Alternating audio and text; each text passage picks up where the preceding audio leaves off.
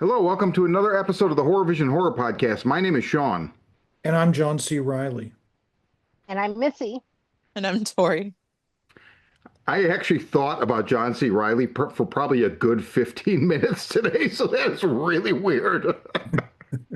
We're not here to talk about John C. Riley, though. So a couple weeks ago, John and Ray saw Guillermo del Toro's Frankenstein, and we did like a real brief mini reaction review with them, spoiler free. And John called it out. He's like, when this is widely available, we're gonna bring everybody back if we can, and we're gonna deep dive this fucker. And I have to thank you because that night while you guys were talking and I was on mute because I'm the Zoom host, I looked and the Art House Theater in Nashville, which previously had not had tickets and hadn't had it on the calendar, had it. So I saw it like a week later on the big screen, and then I just rewatched it on Netflix Friday or Saturday with my parents, which was like so stupid of me. It was just so dumb.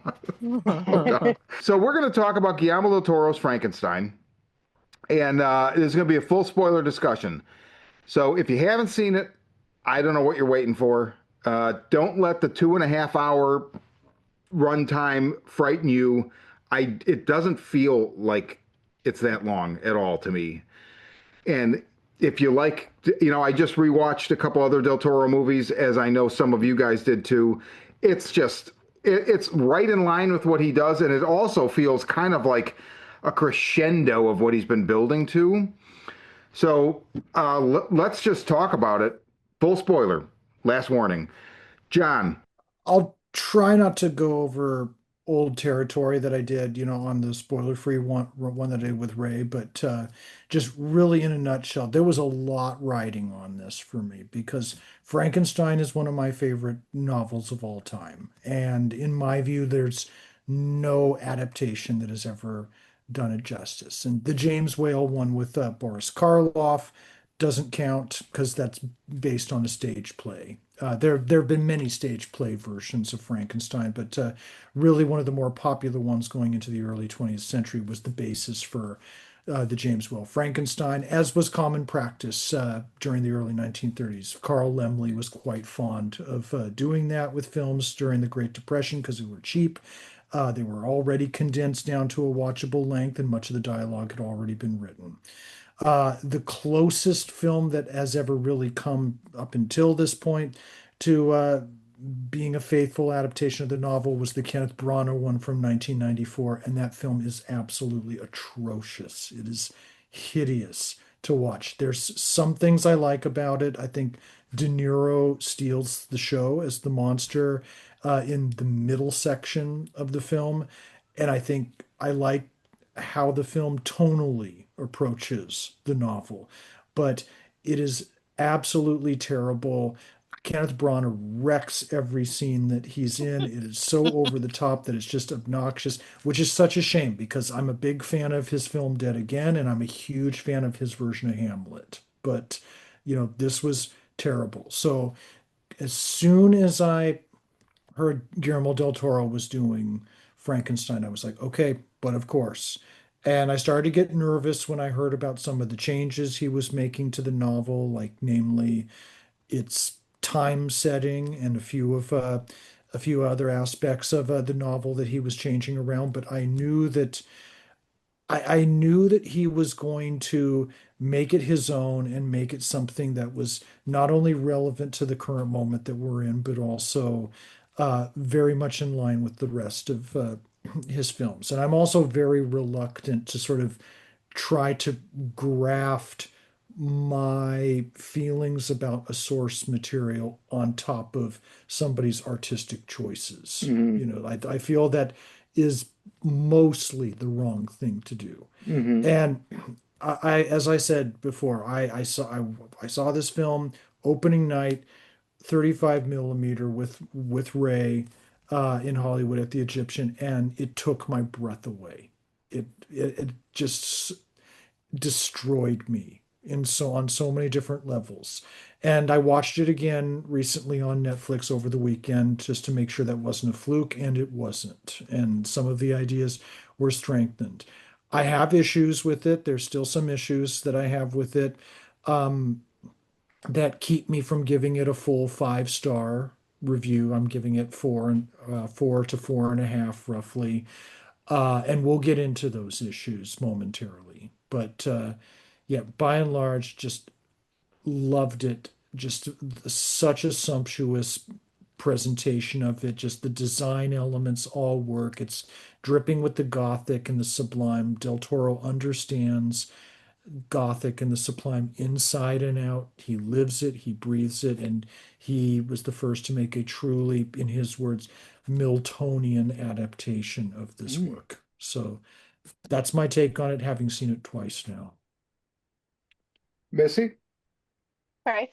Um, I did not get to see it in a theater. It did not, we didn't get it by me, so I had to wait for Netflix. Um, Guillermo del Toro is among my favorite filmmakers. I was nervous that I wouldn't be able to connect with this just because it being a period piece, they're always hit or miss with me. Either it's going to grab me or it's not. And I had no problem getting into this.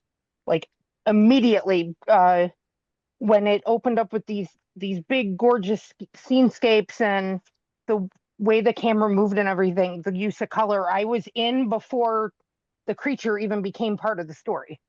Um, I don't really have any background with Frankenstein. I've never read the book. I can't get into that old dry writing.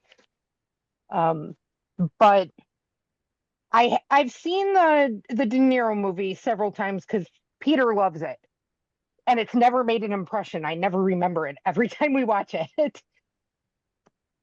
So I mean, really, I just knew the Universal monsters because I grew up watching that, but it's totally different. Um, but Guillermo del Toro, I figured if anybody could make one that I would connect with, it would be him because he loves monsters, and I love monsters. And I mean, to me, everything in this story hinges on the creature. I've never connected with anybody else except him. And Del Toro takes what I know of I mean, again, having not read the book, what I know of the Frankenstein story, but then he has certain twists that make it his. Um, I mean, it's a bit more sympathetic to the creature, which I like better. The movie it's beautifully shot. The performances are fantastic, especially Jacob Elordi as the creature. Um, it was very immersive. At 2.5 hours, I was never bored. It didn't feel long to me either. I've watched it 2.5 times at this point. And it's beautiful and I love it. Tori? Same thing. I don't have much of a connection to the book. Um, and I think with like the De Niro Frankenstein, I remember liking it, but it's been a while since I watched it. And same thing as Missy. Like I love Guillermo del Toro. Like he can, even his quote unquote bad movies, I enjoy them. And I think we can all agree he's beautiful. You're gonna get these beautiful grand scales. You're gonna get these like luscious colors, those blues and greens and golds he loves to do so much, and that red he loves. Um, but there, I found myself like missing something from the movie. I like it, but I can't quite put my finger on why I don't love it. Um, it is beautiful. I wasn't bored, but I don't know. There was something about it that was just missing. Can't put my finger on it. I think it was maybe a little too like saccharine of an ending for me. It was Interesting. too much. To me, it came off too much like after school special, like, look, we all like made it and everything's fine. Yay. And sometimes I have an issue with that. But yeah, the Mia Goth can do no wrong for me. I think she's fucking enchanting. I love her. Um, I love Jacob Elordi for in Euphoria, and I'm so happy to see him doing something because he was amazing in this. Um, Tim, I like, I don't know. Oscar Isaac kind of got a little mixed I think Jacob's performance was just so great that I kind of overlooked him. Hmm. Um, but definitely enjoyed it. Like I think it's beautiful. But yeah, I don't know. Something's keeping me from like falling completely in love with it. That's fair. I mean, obviously, all interpretations are. So when we saw it in a theater, I was in the middle of rereading the book. Um, I read it as a kid. I don't know what age. I probably read it once more at some point in my life, and then I bought the hardcover like Bernie Wrightson illustrated version in like 2018, 2019, and read it. And then I just reread it again. And I was like 75% of the way through when we saw it in the theater. And the theatrical experience was interesting because I was so blown the fuck away by everything that I was completely enraptured. But also, I was like, for some reason, I had this expectation that it was going to be more like the book.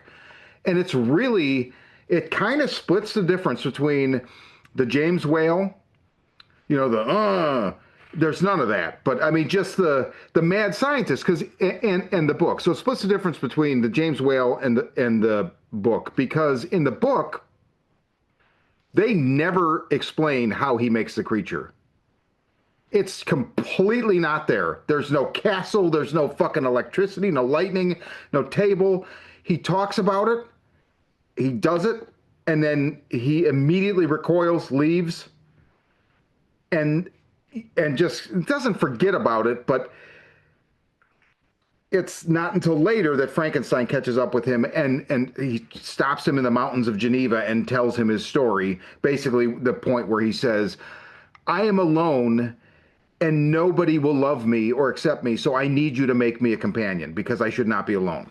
So, and the book starts in the Arctic North and it ends in the Arctic North, so those are both similar. But the interesting thing, Tori, the saccharine ending, I the ending makes the movie for me. I mean, I love the whole movie, but it's funny. So some of the changes I wasn't prepared for that kind of made my first viewing like a little bit uneasy, even though I was blown away.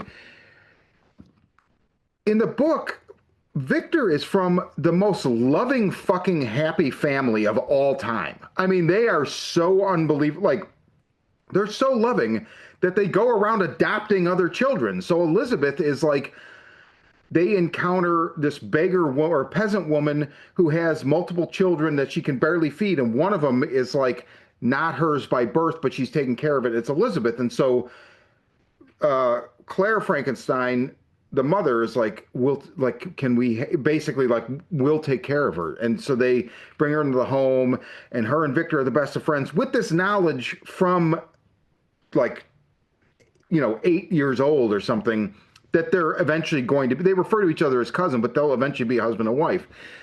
And there's so much love. And William is a child that they also adopt, like a foundling kind of thing. So it's just a very different thing to see right away, like, oh, the father's a tyrant. I was like, oh, really? Are we going to do that? But I got over that. Interesting thing, I don't know if you guys noticed, Maya Goth played.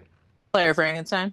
And Yeah. seeing her the second time when I knew it, I was like, I just, holy shit, she is unreal, unbelievable. It's amazing just putting on eyebrows will do to a face. You know what I mean? Like you like don't recognize her. Right. It's I real subtle, but I read that they built up her nose and her Okay, brow to kind of okay, mimic Oscar Isaac so they looked like they could be related. okay, that makes sense. I would not have recognized her by her face. It was her No. voice. As soon as I heard her, I'm like, wait, that's her. And I'm Oh, staring at wow. her and I'm like, no, it's not. And I started looking up to um find out. okay, my question is for you two that know the book.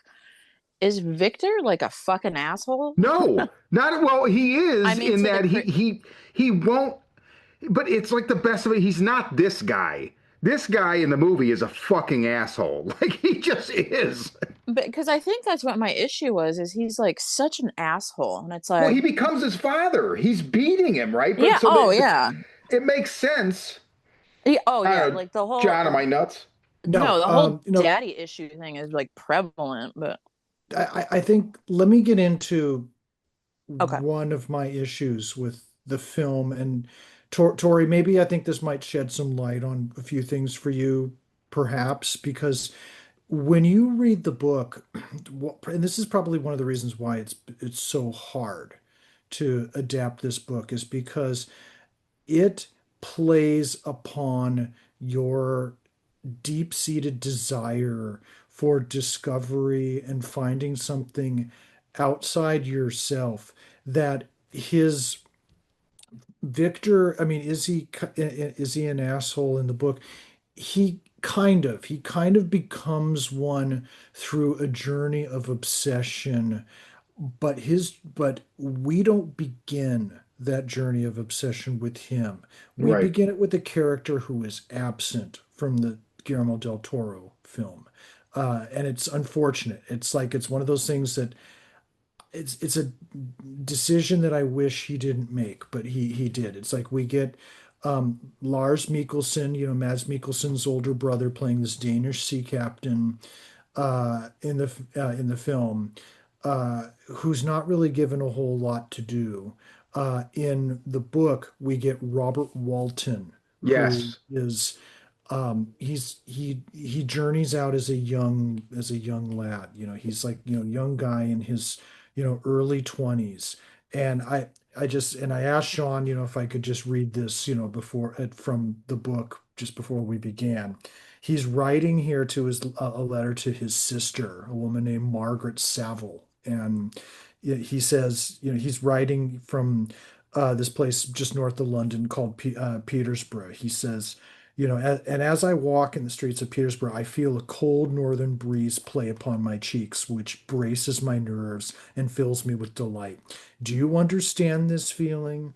This breeze, which has traveled from the regions towards which I am advancing, gives me a foretaste of those icy climes. Inspirited by this wind of promise, my daydreams become more fervent and vivid. And then later he goes on and it says this, and I love this. He says, "These are my enticements, and they are sufficient to conquer all fear and danger or death, and to induce me to commence this laborious voyage with the joy a child feels when he embarks in a little boat with his holiday mates on an expedition of discovery up his native river."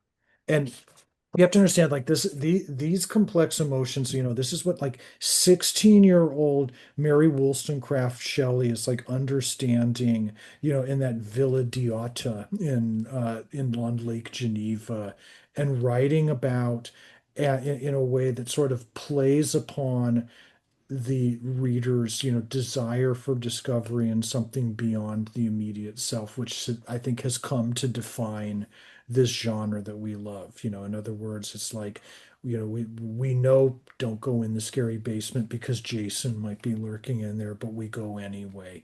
right, And and that's how the story kicks off. That's how she chose to kick off the story. And we're filled with this, emotion. We want Robert Walton to succeed. Even when his ship becomes icebound, we want to succeed. Then that's when we meet Victor, and he's like, let me tell you another story about obsession, and why the feelings that you're feelings are not showing you the whole truth.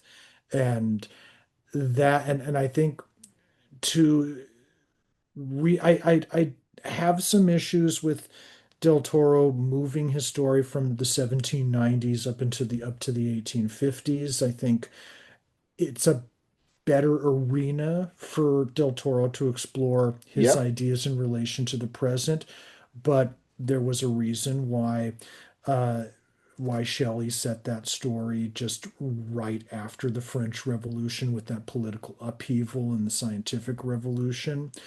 Uh, but I have issues with Robert Walton not being in this story. And again, it's like I don't want to tinker with somebody else's artistic decisions, but that that sort of sense of motivation, uh, and also the sense of dread was one of my that was being absent from this film version was one of the issues that I had among one other issue, and we can get to that later. But just hopefully, I think that maybe might cast some light on some issues that Tori might have had with this film, and definitely one of the issues I had with it.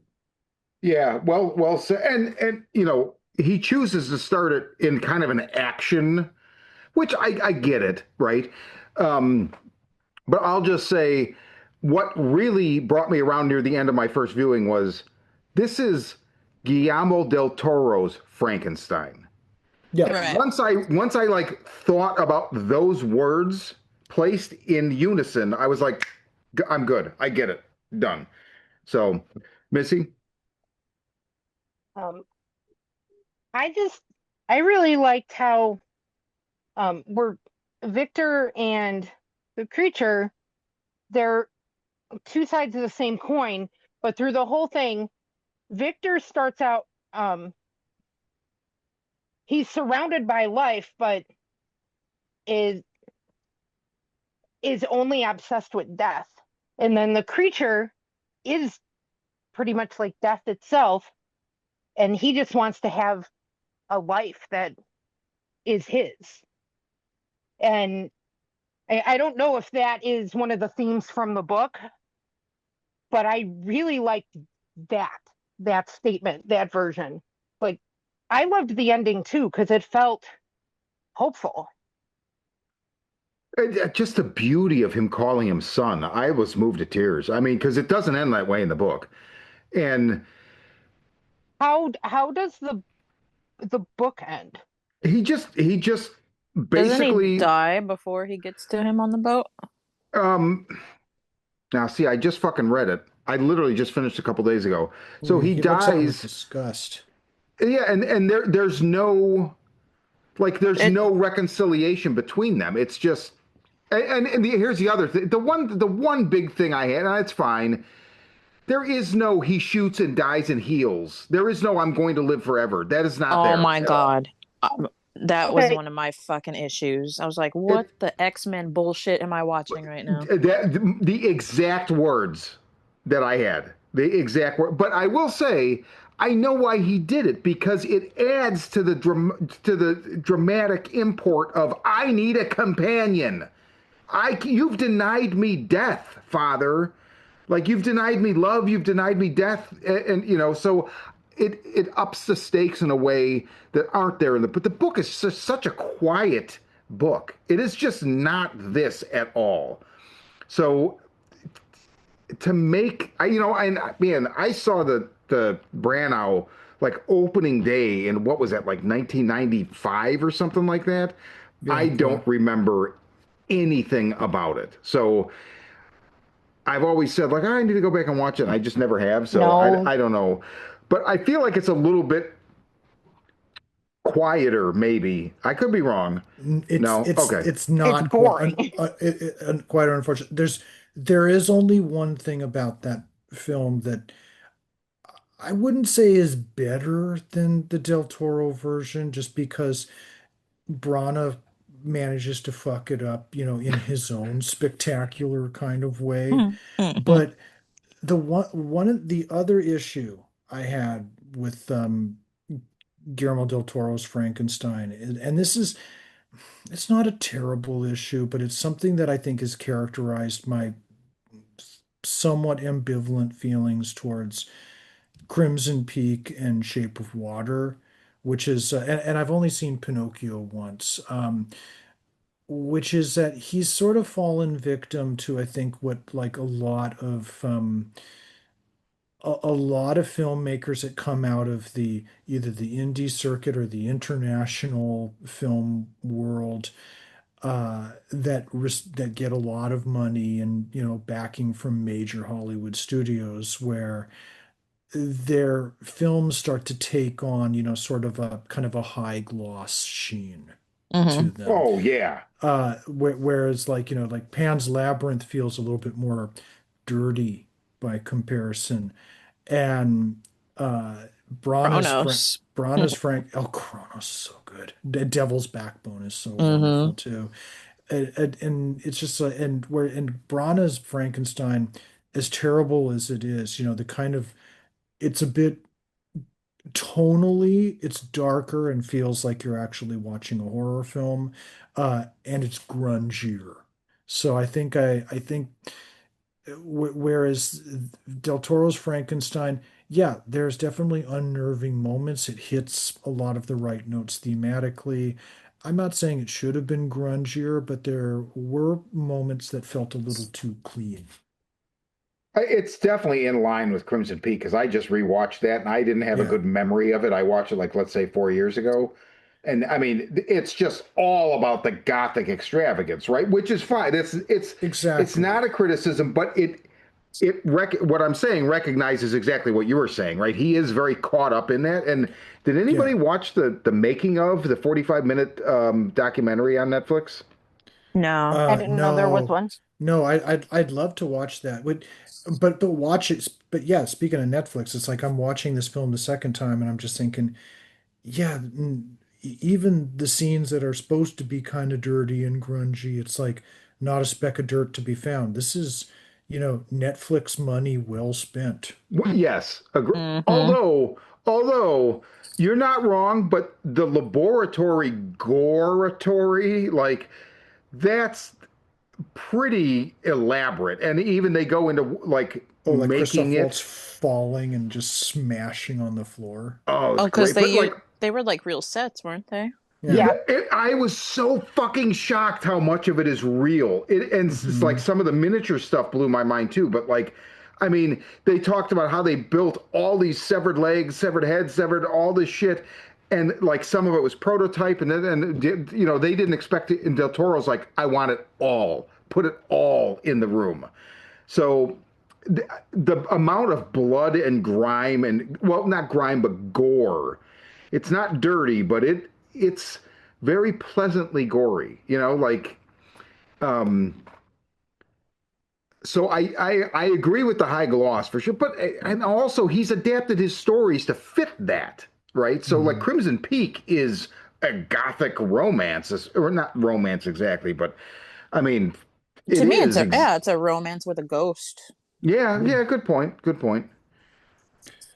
Miles from This Movie Saved My Life podcast, we were talking about this and how, we're kind of entering what appears to be kind of a new era of gothic horror in cinema. And like we kind of had that. It was very much alive during the 90s, not just with Frankenstein, but Coppola's Dracula as well, and Interview with the several Vampire. Interview with the Vampire and several other films. And then it kind of disappeared during the first 2 decades of the 21st century, and horror turned to other subgenres because they became more relevant to the current times. But now we're kind of entering, this new phase again. And he said, what do you think's better, out of the two? Guillermo del Toro's Frankenstein or Eggers' Nosferatu? And I'm like, oh, Eggers' Nosferatu. Like, and Yeah. I Oh, said it yeah. without hesitation. I think it's for that reason. I think it's just because for how beautiful Nosferatu is at times, it doesn't feel clean and it gets under your skin in like so many creepy and wonderful ways. Yeah, I see that. In response to what you guys were saying about the creature and not being able to die, I actually like that better because I think it makes him more tragic It and does. because he can't die. And I love that scene with the dynamite. Like I thought that was badass. But Run. Like Oh, run, right. man. that was all. But I just don't understand how it didn't. That was How the weird. hell how was he That not blown up? Come on. that was weird for me because if he can be shot in the throat and lose the ability to breathe and die, I don't understand how the dynamite would not blow him. I mean, Where the he fuck did could you get a fireproof coat? well that too, but that is also at that point in the movie. I feel like Del Toro's saying just bear with me. But you Just know what I make mean? it It's just get him the all bride. for the spectacle at that point. But I felt like that was almost a bridge too far for me, just because I'm like, why did it have to be the dynamite? I just felt like that was how did it not blow his arm off? Have his arm regrow. But see, that would have been too. I'm glad that didn't happen. So actually, I prefer this. I much prefer this than have some, Wolverine X-Men fucking bullshit with his arms growing back from nothing and whatnot. I don't know. Keep going, Missy. Sorry, we had to. No, that's what I was saying. It does make it more tragic. I mean, that like I feel that like he's literally telling him Right. like I can't even die. Like what the fuck? And which just accentuated the ending. I just man, I Right. just and just also it's nice to have his. I've never liked Doc. So Oscar Isaac. I think the first time I saw him was what's the Garland movie? Ex Machina. He's fucking awesome in it. Everything else I've seen him in, I can't tell you what all it is, but I can tell you two that I hate, and that's the bullshit ass Moon Knight show on Netflix or on Disney, and Star he was in Wars. those Star Dune. Wars. He's No, in the Dune. I don't see those movies. He's in the Star Wars movies, and, and neither one of them are necessarily his fault. Drive. Oh, he is. He's great in Drive. That's right. That's the first time I saw him. Thank you. But he was nobody then, right? So that's Yeah. interesting. I remember the last time I saw Drive, I was like, oh, fuck, that's Oscar Isaac. That's right. Good call, John. But I liked him in this, even though he was such a cunt. Like, I really liked him. I thought it's one of the best roles he's done. And there's something in the documentary where Del Toro said, I wanted him to be dressed like Mick Jagger. And I'll be goddamn, next time you watch that movie, there's certain scenes where I'm like, he's totally doing Mick Jagger. I don't, man, I couldn't get past the regeneration. It didn't, to me, it didn't make it more tragic. I just like rolled my eyes. I was like, wait, what? If you watch it again, try to put that on the shelf and consider the tragedy of it, because I feel you, and I think that is at the heart of what you were saying. Like, I don't know, it feels empty. Like there's something. I bet you any money that's what it is, because it almost did it for me. But I was so overwhelmed by the spectacle of it, and that's seeing it in a theater. Like, not to lord it over anybody that didn't see it in the theater, Hmm. but fuck, was it fucking worth it? And unfortunately, it didn't go out wide. It didn't go out everywhere, right? So not everybody's going to get the chance. I drove an hour to see it, and I took a day off work and drove an hour to see it. So not everybody can do that. Um, I think part of it too for me is like when Victor snapped, he was just angry and his anger was at a 10 and that he only stayed at a 10. And it's like, oh, okay, you're not nuanced anymore. You're just gonna be this fucking screaming lunatic. And I think that kind of bugged me.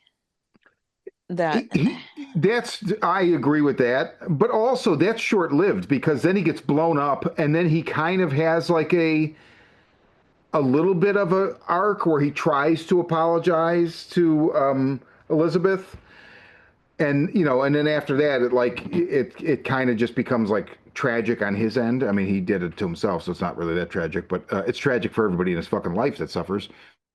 and then I didn't like the we're angry at each other the whole time. And then at the very end, oh wait, you know what? I love you. I'm sorry. I was a dick. Bye. I'm like, really? We did all this for that?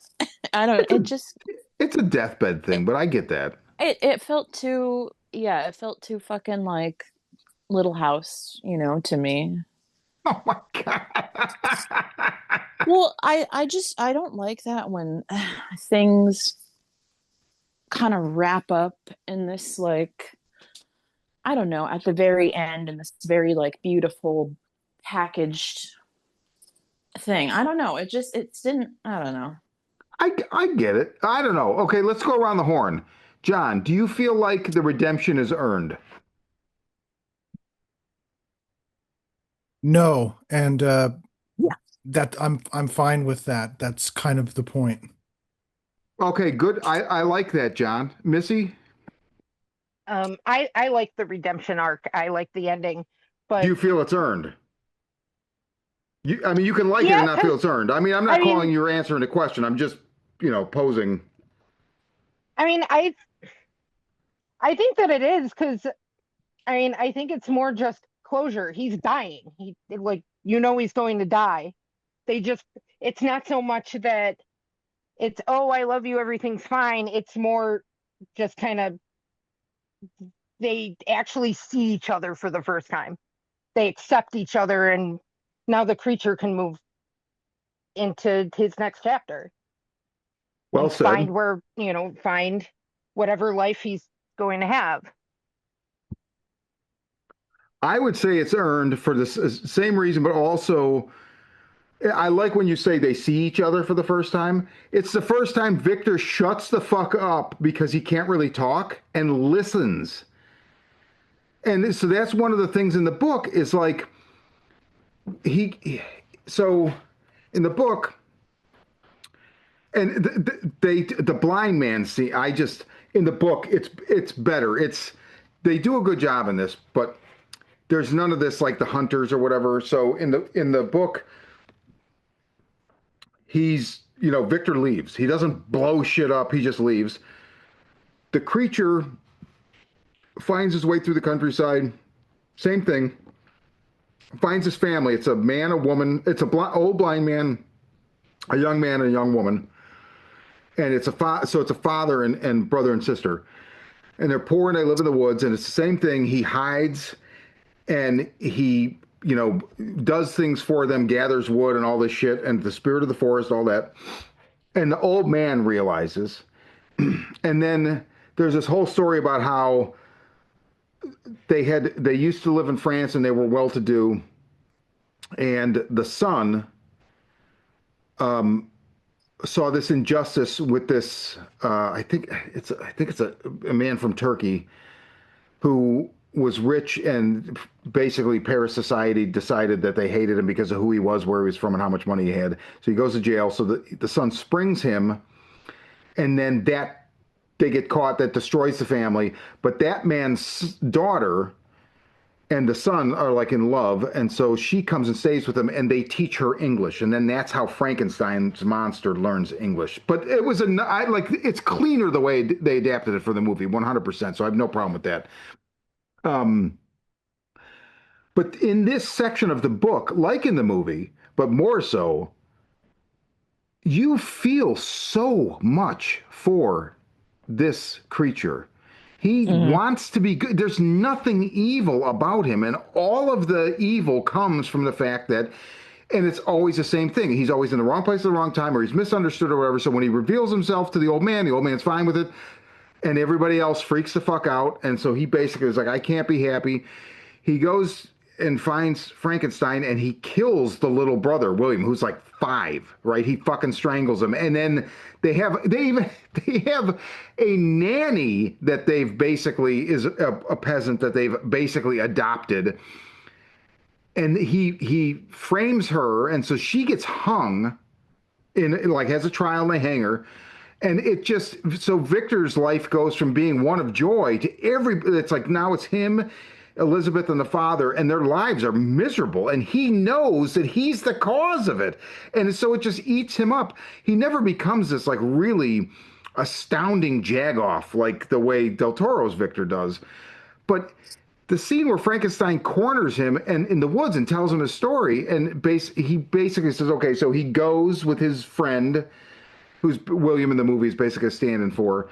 And they go and it's in Scotland, and he gets like a place and he's going to make the bride basically. And he basically starts making it. And then it's like, what the fuck am I doing? Destroys it.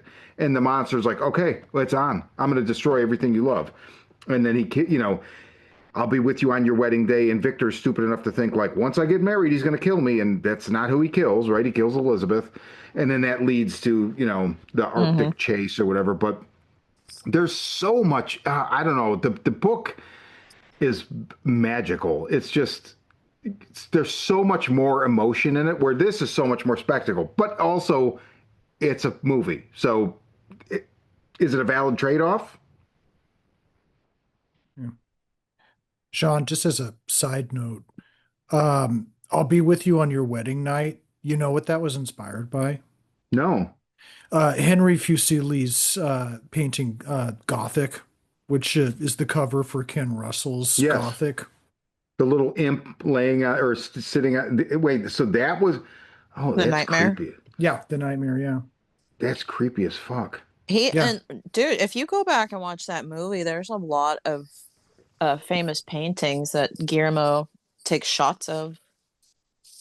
Yes. Yeah, and also I think if there's one phrase that I think guided Guillermo del Toro, I mean, you have to remember just how much he loves Francisco Goya and Francisco Goya paintings, and how much he used them so effectively for Pan's Labyrinth. And Goya wrote In the Sleep of Reason, Awake at the Monsters. And, that's just kind of really what's guiding his thinking here. Mhm. Sometimes it gets kind of a little bit clumsy, and sometimes it wasn't in my liking, but I think that's why he's choosing to do it the way he does it. And I think that's also where he's effective. Well said. I feel like Del Toro at heart is like a 17-year-old gothic girl that is just like longing and yearning and is like, oh yeah, like I want to fuck the monster, like let's do this. And like, just he's so good at it. Like it's So wait, Tori, are you saying that like um the love scene from The Shape of Water is secretly Guillermo del Toro's fantasy? Or is this paging Dr. Freud here? yeah. Oh yeah. I think a lot of what Del Toro does is something he saw as a child that he was like as a kid, like, no, don't fucking hurt the monster. The monster's great. What if they fell Yeah. in love? What if they uh I think what he does is what a lot of us as children do. You see this monster movie and you make an attachment to this creature or whatever, and you in your own head make your own little story from it. And I think he's just this grown kid. He loves this monster so much. It's like Mm-hmm. he it, I'll tell you there's two places that I love where he drew inspiration from. I mean, Bernie Wrightson have anyone Yeah. here seen the Bernie Wrightson Oh yeah. graphic novel? Yeah, Yeah, Oh there's yeah. it's this beautiful. one there's this one shot there's this one shot where the monster, he's hiding in the barn with like his head between his legs. And I have to go back and look, but I think Guillermo del Toro just has Jacob Elordi doing that same pose. It looks so much like him. The other source, I kid you not, I don't know if Tori and Missy, if either of you remember this. I mentioned this to Sean and Ray when we did the spoiler-free episode, but many years ago, I want to say like 10 years ago, there was this one guy who created this website where he used that police composite sketch software that cops use to like create composite sketches of Mm-hmm. suspects. And the guy created composite sketches of famous characters from literature based entirely on how they are described in Oh, the that's in cool. the novels. So it's like you get people like, Count Dracula, Hannibal Lecter. They don't really look like they do in the films. I mean, Mads Mikkelsen is a little closer. You get like Sherlock Holmes, all these other famous people, in literature. Frankenstein's monster in that composite kit, I kid you not, looks like Richard Ramirez, Oh, the oh, Night Strangler. oh, He looks like Richard Ramirez. But also, like, there's with a the little teeth. bit of that in Wrightson. Yeah, yeah, yeah, very much like that. Only like Del Toro gave him a nose. I haven't seen these in a long time. That's the one. I swear that, and I know this is making the listeners are probably banging No, their no, head I'll put against the in wall because they pictures. can't hear it. I'll Yeah, put in but pictures. There is a Ramirez quality to Wrightson's, and I don't know if anybody noticed. There's a credit in the movie. In the credits, it says like special.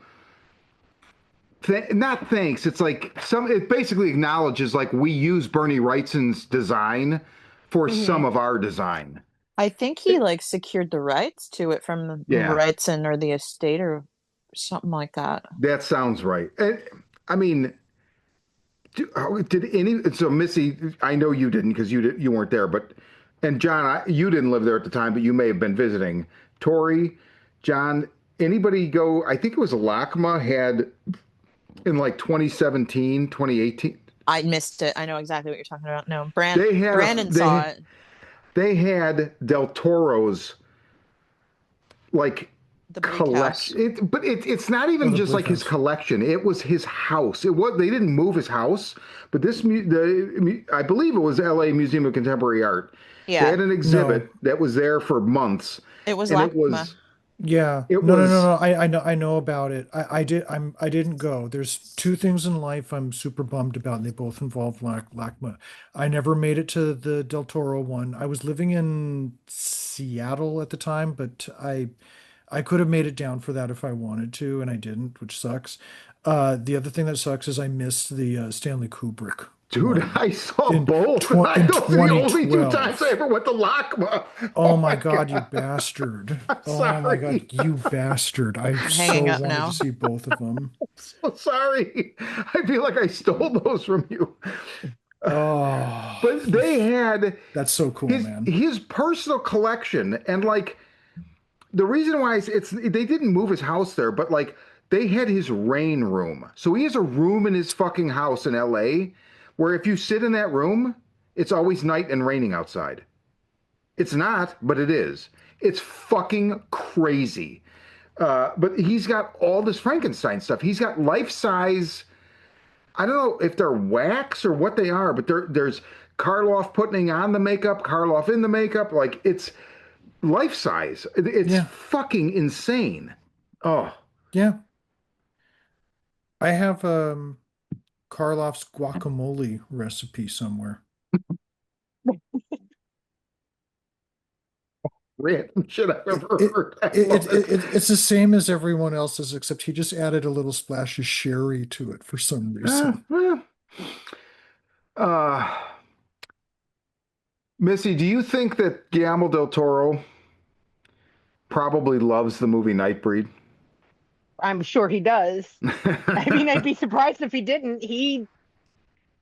I, I, Yeah, he I loves was that movie. watching or reading some interview with him. I was reading a bunch of stuff, but he was talking about Frankenstein is his favorite monster that he's loved since he was a child, and he always connected deeply with it. And I mean, you you can tell. I mean, I've the only character I can connect to in the story is the monster, and I Yeah. connect very, very strongly with him.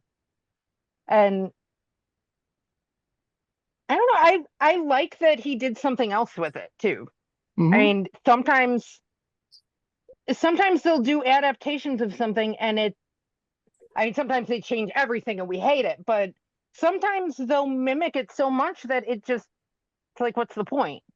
Uh, uh, I like that he had something else to say. It allowed me to connect with a story that I never really have before, even though I always wanted to.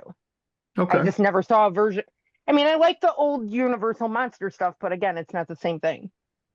No, not at all. And also, that's like I loved it. I've loved it since I was a kid, but it's nostalgia, right? I mean, it's if you really think about it, if anybody who grew up like if there's somebody that's a vampire and they've been alive since Mary Shelley wrote this novel and they loved the novel since it came out, they would hate the James Whale Frankenstein.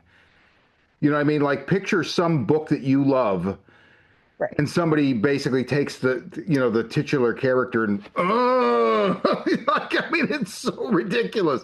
I love it because I loved it as a kid because as a kid I could grasp what that was. Everything's so exaggerated. The mad scientists, the villagers with the pitchforks and the torches. No, no, no. Sting as Victor is fine.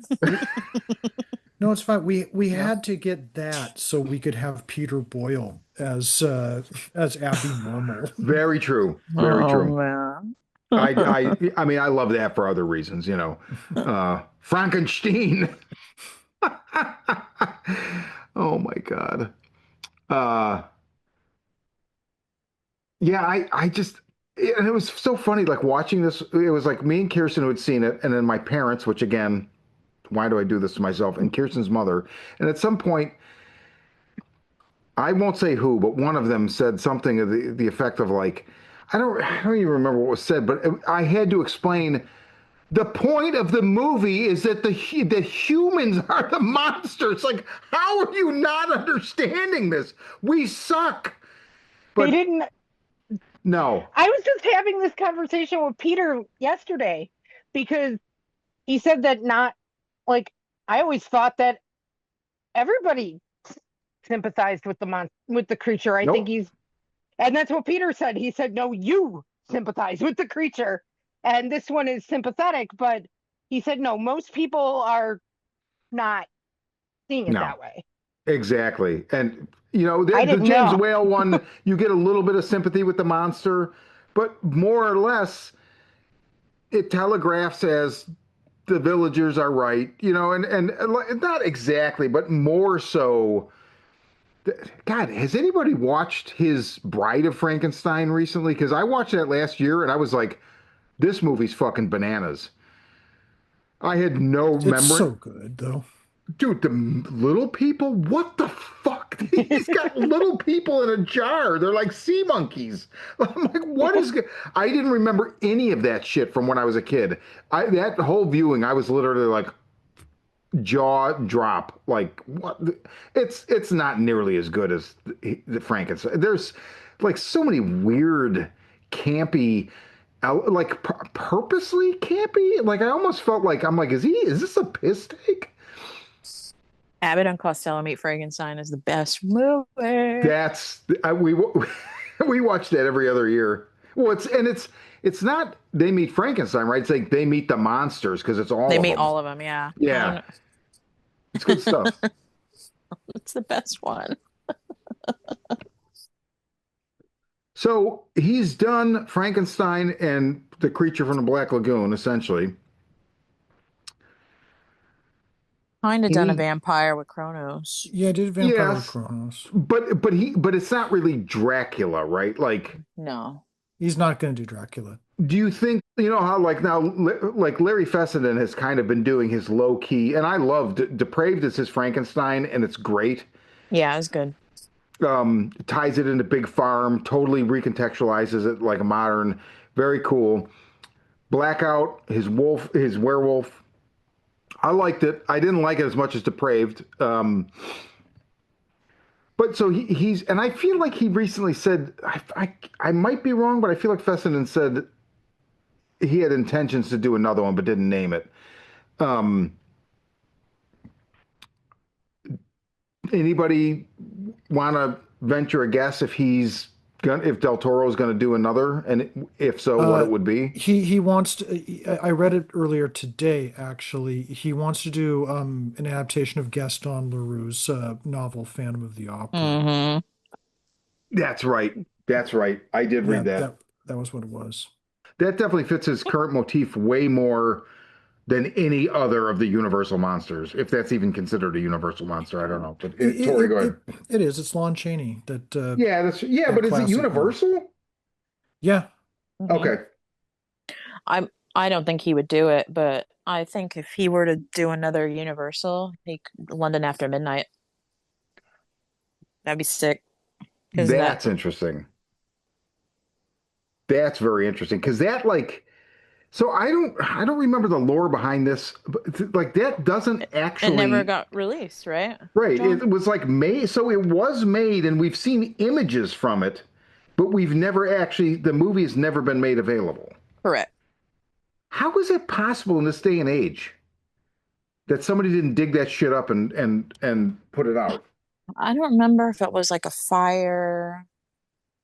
So is it that Um, it was made, but it was destroyed or lost? Is that I, it? I think I think so. I remember being really into that story because it was really interesting, and we I feel like merch and public kind of talks about London After Midnight more than they should when there's not really a movie. Hmm. Um, but I think that'd be cool if he could get his hands on it. And I saw Mountains of Madness is in pre-production. yeah. So, okay, that was mentioned recently, and I saw that, but has that always been in pre-production?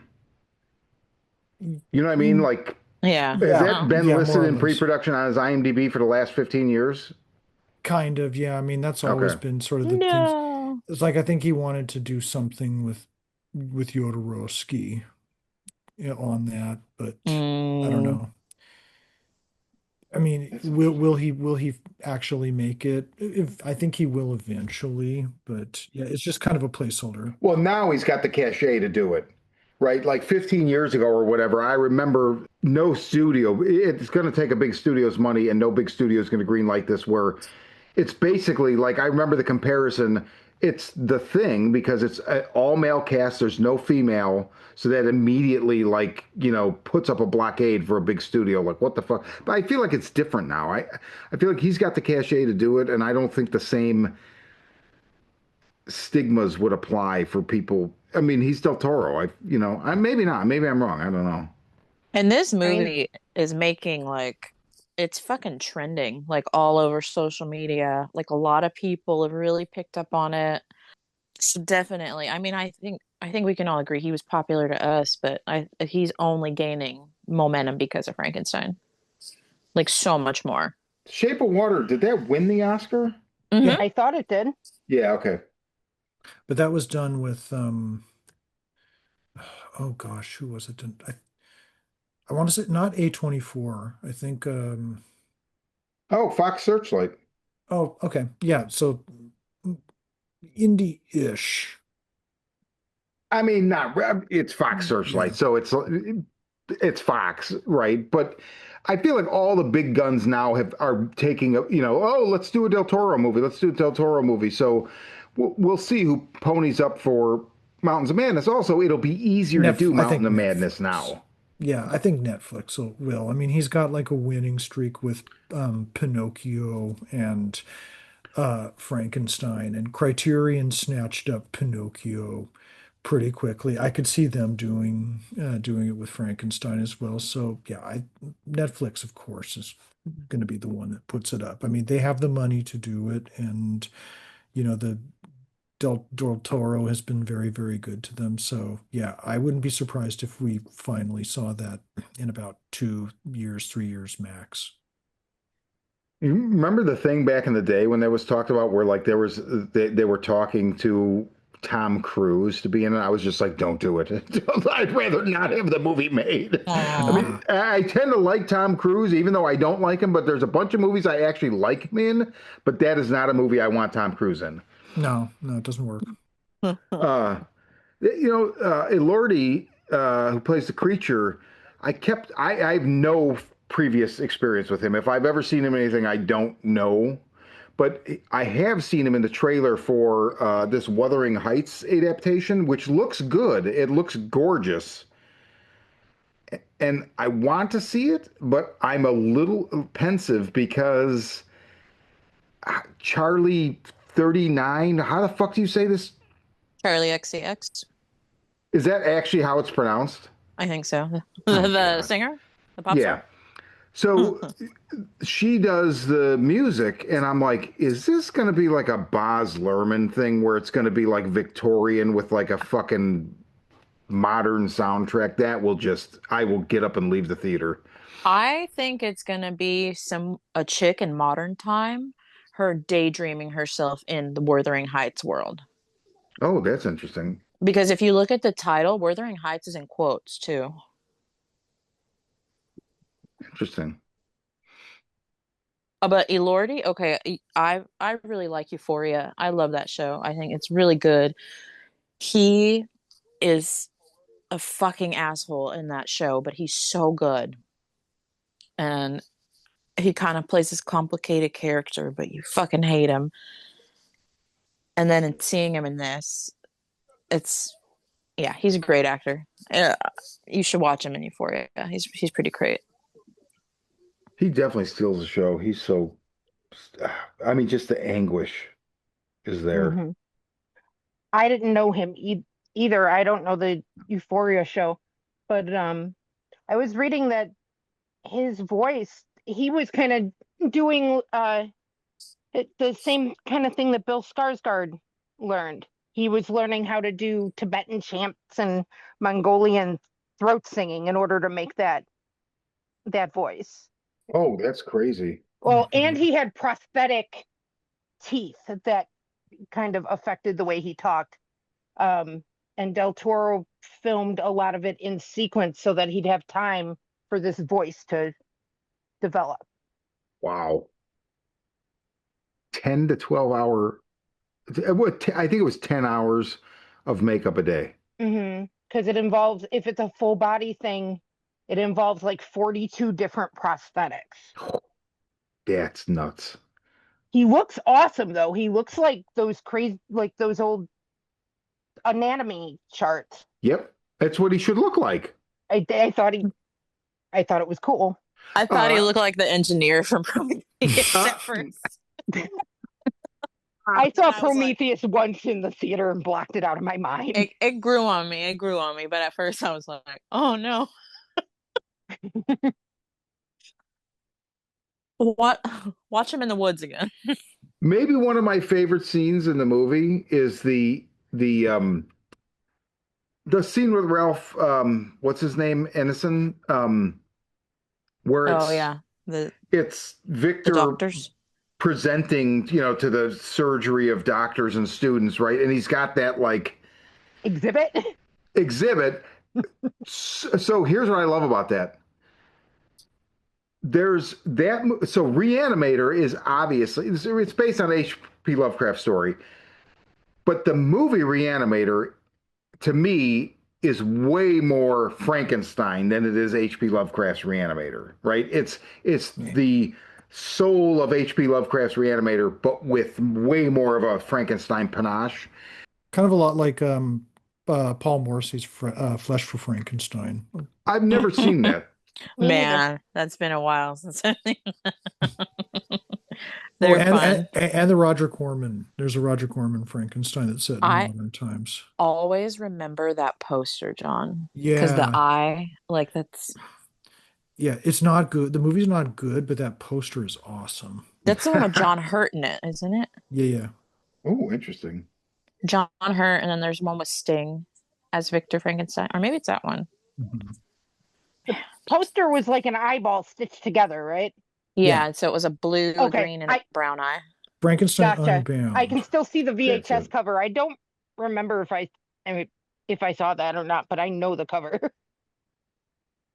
Yeah, but I like the fact that Del Toro I felt like acknowledges that Reanimator is an homage to Frankenstein by homaging Reanimator. And then also, I feel like there's also that thing when he figures out where to place the electrodes or whatever in the spine, that thing that he has on the table, that to me looks like something out of Return of the Living Dead. Yeah, his experiments were like, those creatures were really cool Ghastly. and creepy. Have you ever seen that moving bodies exhibit where it was people that donated themselves to be preserved? So it's just an exhibit of this doctor that learned how to like preserve bodies almost in resin, but he was able to, you could show you all of the muscle works.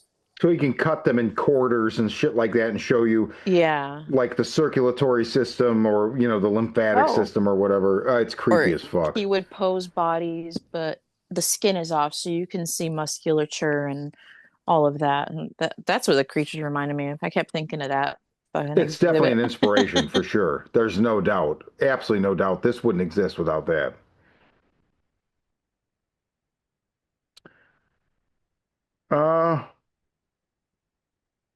It is interesting that they used Bernie Wrightson, because I feel like, to me, Frankenstein, it's been around for how many, 100 years now? I mean, multiple, what, 300, 200, 300, whatever.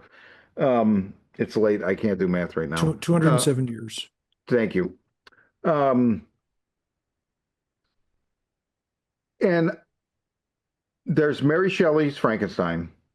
There's James Whale's Frankenstein, which I know is based on a stage play, John. And I feel bad that I can't give credit to the person that did the stage play it's based on. But there's just multiple versions. Like they go back even to even like one that was made like 5 years after the novel was first released. Really? Apparently, the when the creature was made, the guy playing Dr. Frankenstein would run off stage shouting, "It's alive," or no, "It lives, it lives," and then that eventually, of course, almost 100 years later, with James Whale became "It's Alive."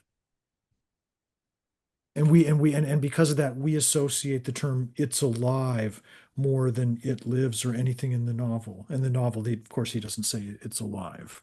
Right. And I mean, it And, was but Kenneth, so. but Kenneth Branagh does, though. That's the thing. Kenneth Branagh's just like he's like "it's alive, it's alive." That hair, though. But so the point being that, for 207 years, there's Mary Shelley's, there's James Whale's, there's Bernie Wrightson's, and now I feel like there's Guillermo del Toro's. And I feel like those are the 4 points on them. There's others, and not to, I'm in no way do I want to sully anything else. But I just feel like, as far as the zeitgeist or the collective unconscious, whatever, I mean, that's Frankenstein. But I like that he drew from all of them, especially Bernie Wrightson's, because Bernie Wrightson's now is the one where that's the one most people don't know. And, you know, like Tori, you said, we all loved Guillermo del Toro, but now he's like kind of reached a bigger, Oh crowd. yeah. And I feel like it's similar with Bernie Wrightson. It's just he doesn't have that like household recognition yet, and maybe he never will, but definitely instrumental in the fabric of what Frankenstein is in the modern day. And I just you can tell I'm fine with this. I love this movie, and I love it especially because I know that Guillermo del Toro fucking loves Frankenstein, and he loves everything about it, all the versions. So I think what he did for Frankenstein is what Coppola did for Dracula in Yeah. '92. Oh, Hmm. absolutely. Absolutely. a hundred Yeah. percent. Because Coppola loves that story so much. He used to read it as a camp counselor. Missy, what did I tell you before?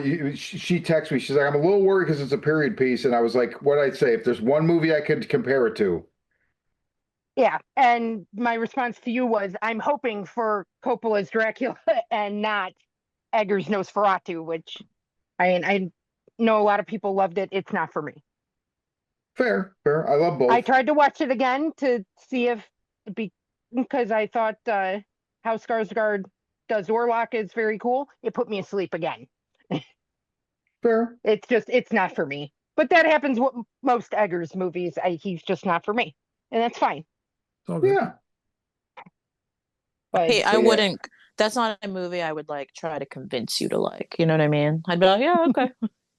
Yeah, I understand. You know what I mean? There is no Eggers movie to try and convince somebody like, hey, you know what I mean? Like they're all a chore to watch. like, what do you like?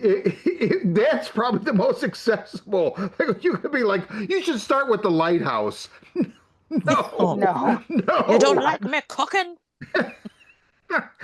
Whereas Oh, I you don't adore like my that movie. lobster? Oh That's going to man. be the one most people are like, what the fuck am I watching? Because at points I was like, I love this, but what the fuck am I watching?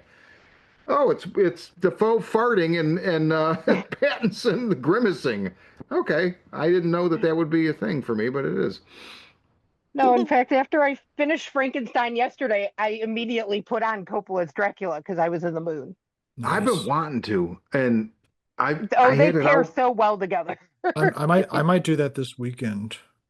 and you got a 4K recently, right? Yeah, it's gonna be raining down here in LA this weekend, so I think I'm gonna spin that this weekend. If it's raining in LA, that is the perfect time. Now, granted, you don't have a rain room yet, like Del Toro. So if it's Oh my raining, God, I so want one now. dude, I That would sat be in that room. I was amazing. like, I don't even understand how. Like, I was like, is this black magic? Because this is fucking crazy. I heard he was moving Bleak House, though. I heard he was moving it to London. Really? Some bullshit. And like he said whatever house though he moves it to, it has to be a haunted house. Well, also, Mike, I mean, I feel like there's a lot of people of the artistic, tolerant persuasion that are like, might be time to leave America. London. He's Although like, I don't know if that's the answer, but um, oh, okay. So, oh man, how are we thinking now? How are our feelings, Mm. especially after seeing this about Maggie Gyllenhaal's The Bride coming out? I can't wait. I think it looks fun. I'll, Are I'll, you? Oh I'll man, see that too. Will I like it? wow. Will I like it? Probably not, but Bonnie I'll and see it too. Bonnie and Clyde Unbound. I just think it's fucking amazing that like Maggie Gyllenhaal. I'm not discrediting her, but I didn't know that there was a director there. Like, that's a pretty ambitious first movie. So I'm very interested. Yeah, me And too. It looks weird and crazy. Yeah, it's it's not But going supposed to to it's be be fun. this. it's supposed to be, I think it's after the 31 Frankenstein, so it's that monster. He's in fucking gangland Chicago and he asked for a bride. And then yeah. Oh, interesting. Yeah. I don't know. Just I think it looks fun. I still want to check it out. But Yeah, I I'm mean, totally going to see that shit. then again, I did wow. watch Frankenstein, Coppola's Dracula, and then close out with Lisa Frankenstein yesterday. Oh, we'll speak. Well, I will speak no more of that movie. I like that movie. Any final thoughts on Guillermo del Toro's Frankenstein? I just thought of a great pairing for a double feature. Hmm. Taxi Driver, Huh. because Guillermo del Toro's described that film as a monster movie. So yeah, this was Guillermo del Toro's Frankenstein with Taxi Oh, that's Driver. really interesting. Yeah, and just sort of like, just like Guillermo del Toro loves the monster, it's like Scorsese loves his monster that is Travis. Paul Schrader, maybe not so much, but Scorsese definitely loves him. He's a pretty hard dude to love. I gotta I say, know. like, I mean, I love that movie and I love watching him, but goddamn, Travis It, Bickle is just. Um, pair it with Pinocchio, with Guillermo del Toro's Pinocchio. I still The have to watch same that. the on the I have to watch nose. it same too. the same creation motif at two different angles. What happens if you actually loved what you fucking made? He Mm. he says almost the same thing in that making of. Hmm. For Frankenstein. Definitely check that out. It's on Netflix. It popped up right as soon, Netflix can't let the fucking credits play, right? Hmm. So that was Pinocchio. the next thing that popped up. It was like the movie ended. I went to get a beer and came back. I'm like, oh, and then it was that. I was like, oh, okay. So definitely worth your time. 45 minutes and some change, and it was really interesting. Very in depth. Oh, that's cool. I'm taking it But I got to see out. that Pinocchio. Is that animated? It is. Yeah. Yeah.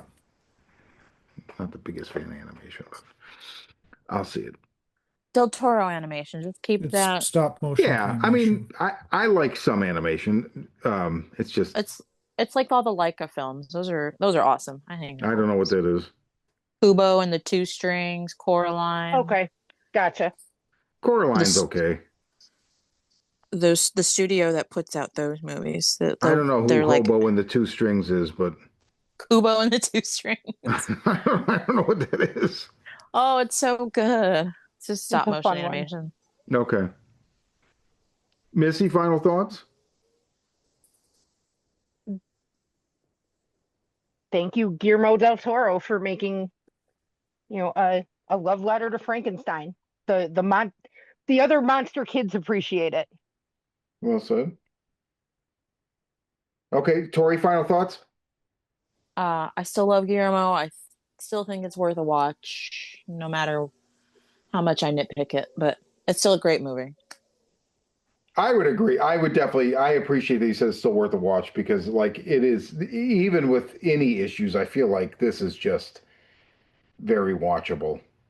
Beautiful. It's if you want a It's so feast for pretty. the eyes, yeah. And I would definitely watch it again. It's nothing I'm gonna scoff at. I would definitely watch it again. I'll just say it reminds me that there's still a couple movies, but like I've never seen Devil's Backbone, and I had ample opportunities, and I need to rewatch Chronos. I remember bits and pieces, but nothing coherent, so I need to do both. Chronos, I haven't seen either. I'll have to check that one out. It's on HBO, or it was last I looked It's when I on had Criterion HBO. too. Oh, it is. That's what I just saw it on actually, because I just got Criterion for November, for Noirvember. And then if you have the actual like DVD or Blu-ray Criterion, it has one of his short horror movies called Geometria. And it's fucking really fun. It's awesome. If you guys can find it, I would definitely watch it. Like 10 minutes. That's on the Chronos Criterion? Yeah. Okay. That's on sale right now. I just looked at it on Barnes and Noble, I think. I think there's a 50% off going on. Yeah, because I actually just bought Mildred Pierce for like, well, I had like a credit, so I got it for like $6 or something, but it was on sale for half off. So that's how I was like, oh, I didn't hear anything about a Criterion sale, but Mildred? great movie. Okay, that's Guillermo del Toro's Frankenstein, in depth. Mary Shelley's Frankenstein, kind of a book novel comparison, review, reaction, deep dive, fiesta. This is the Horror Vision. Fire bad, showing good. And I'm John. I'm Missy. And I'm ugh.